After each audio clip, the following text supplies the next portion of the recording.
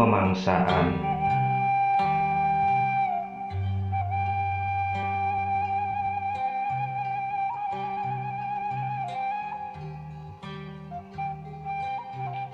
Lamun teh mah nasib hirup bisa dipenta. Meureunan moal aya jalma nu katarangsara. Mangsa leutik pasti kabeh bagja.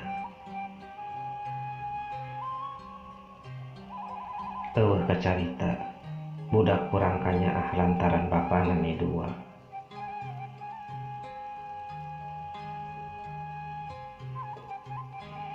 Ieu mah ngan saukur carita memeh sare tibra.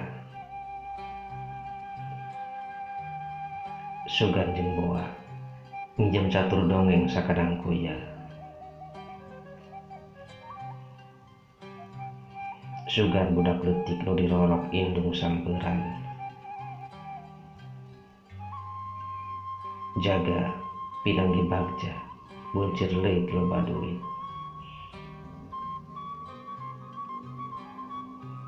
Ngan boa inggis ku bisi rempan ku sugan. Pasifatan dumadak robah sapisan. Lir kacang poho kada cangkang. Kapireupeunang ku kaayaan. Nyepirakeun kaheman indung sampeuran mangsa bilatung bulan. Pamikirna teu rek jadi dosa wangkelang oge.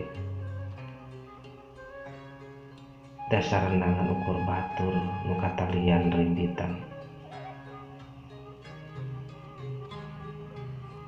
Cukup ku basa jeung semu saayana. Teu kudu saestua lumrah mikanyaah.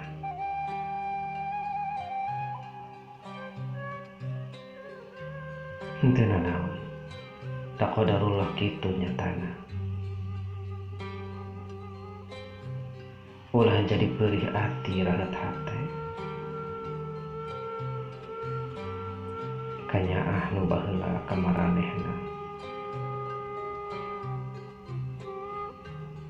Teu kudu diungkit, bisi mah dikeruji. Ikhlaskeun, sugan jadi amal soleh tinggalkeun pareh.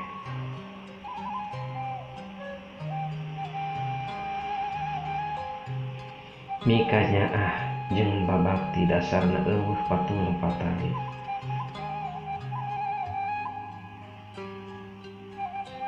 Tapi wajib keur kabeh makhluk Gusti. Ulah boro indung sampeuran nu kungsi hirup babarengan.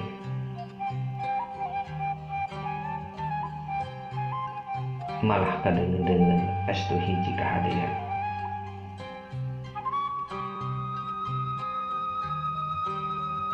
Mugi salira sadayana sing hirup jembar di dunia waluya, di akhirat penuh rahmat.